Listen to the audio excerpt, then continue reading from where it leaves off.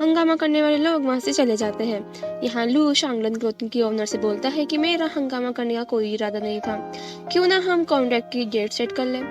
यहाँ शांगलन क्लोथिंग की ओनर लू को थैंक यू बोलते हुए बेई को लू से इंट्रोड्यूस करवाती है। लुई जब बेई को वहाँ देखता है तो वो ओनर से पूछता है कि क्या ये आपकी एम्प्लॉय है। ओनर बोलती है हाँ, क्या आप दोनों एक दूसरे को जानते हैं। यहाँ बेई लू को हाथ पकड़कर साइड में ले जाती है। बेई लू से बोलती है कि प्लीज मॉर्निंग में जो कुछ भी हुआ वो प्लीज आंटी को मत बताना। लू बोलता है कि मुझे इन सब चीजों से कोई मतलब नहीं है, तुम बस अपने वर्क पर ध्यान दो, फालतू बातों पे नहीं।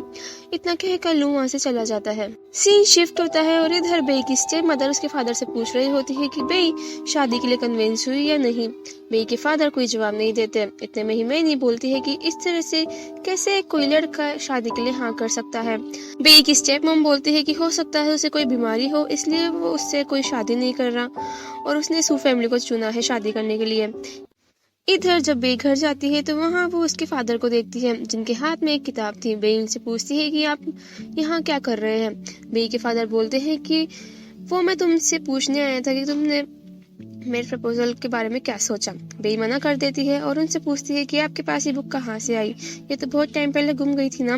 बेई के फादर बोलते हैं कि अगर तुम शादी के लिए हाँ नहीं करोगे तो मैं इस बुक को बेच दूंगा, और बेचारी को इमोशनल ब्लैकमेल करने लगते हैं। दरअसल ये बुक बेई की मोम की थी। अब बेई भी क्या करती, वो शादी के लिए हाँ कर देती है। यहाँ वो बोलती है कि मैं शादी तो करूंगी लेकिन मेरी दो शर्तें। पहली तो कि आप इस बुक को नहीं बेचोगे, और दूसरी कि अब से आपका और मेरा कोई रिश्ता नहीं है। फिर बेई ये कहकर वहाँ से चली जाती है।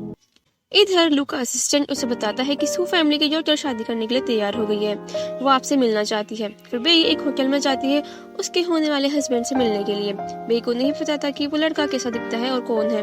बेई को यहाँ एक गलतफहमी हो रही होती है, वो किसी और को उसका होने वाला हस्बैंड समझ लेती है और वो किसी रॉन्ग टेबल पर जाकर बैठ जाती है और उसके सामने एक अंकल जैसा एक लड़का बैठा हुआ होता है।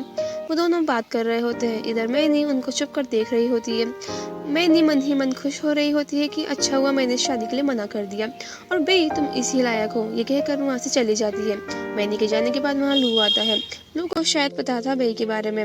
लू बेई से बोलता है कि तुम्हारे साथ ये कौन है। बेई लू से बोलती है कि तुम मेरा पीछा कर रहे हो क्या, तुम यहाँ क्या कर रहे हो। फिर लू बेई को सब बातें क्लियर करता है।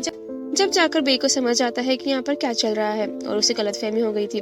फिर बेई एंड लू एक टेबल पर जाकर बैठते हैं। यहाँ लू बेई से एक एग्रीमेंट साइन करने को कहता है। बेई कहती है एग्रीमेंट पर क्यों। लू बोलता है कि एक्चुअली ये शादी मैं सिर्फ मेरी दादी की विश पूरी करने के लिए कर रहा हूँ। मुझे उम्मीद है कि तुम मेरे साथ अच्छे से कोऑपरेट करोगी। और हाँ, वैसे तो हम एक कपल हैं, लेकिन तुम्हारा लू फैमिली की प्रॉपर्टी पर कोई अधिकार नहीं होगा। और हाँ, ये कॉन्ट्रैक्ट 3 साल का होगा जिसमें तुम्हें हर वीक मेरे साथ मेरी ग्रैंड माँ से मिलने के लिए जाना होगा। बेई बोलती है ठीक है, लेकिन तुम मेरी पर्सनल लाइफ में इंटरफेयर मत करना। फिर बेई एग्रीमेंट पे साइन करके वहाँ से चली जाती है। इधर ऑफिस में मैनी लू पर लाइन मार रही होती है। वो लू के शोल्डर पर गिरने का ड्रामा करने लगती है, ये सोच कर कि लू उसे कैच कर लेगा, लेकिन लू कैच करने की जगह साइड में हट जाता है और मैनी बुरी तरीके से जमीन पर गिर जाती है और सबके सामने उसका मजाक बन जाता है। लेकिन मैनी को इस बात से कोई फर्क नहीं पड़ता। वो फिर भी लू से बोलती है कि प्लीज मेरी उठने में मेरी हेल्प कर दो, लेकिन लू डायरेक्टली मना कर देता है और वहाँ से चला जाता है। इधर बेई एंड लू ग्रैंडमा से मिलने के लिए जाते हैं। जब वो जा रहे होते हैं तब लू बेई से बोलता है कि तुम्हारी शक्ल मुझे बिल्कुल ऐसी लग रही है जैसे मैंने तुम्हें फोर्स किया है यहाँ पर आने को। हम आज से एक कपल है तो हम एक कपल की तरह ही रहेंगे।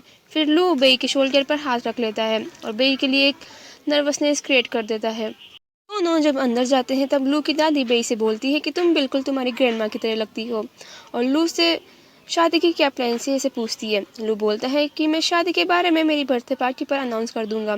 फिर जैसे हर ग्रैंडमा को उनके ग्रैंड चाइल्ड से मिलने की जल्दी होती है, वैसे ही लू की ग्रैंडमा भी बेई से बोलती है कि फिर तुम हमें हमारे ग्रैंड चाइल्ड से कब मिलवा रही हो। ये सब सुनकर बेई नर्वस हो जाती है। यहीं हमारा 4th एपिसोड खत्म हो जाता है। मिलते हैं नेक्स्ट वीडियो में, तब तक के लिए बाय।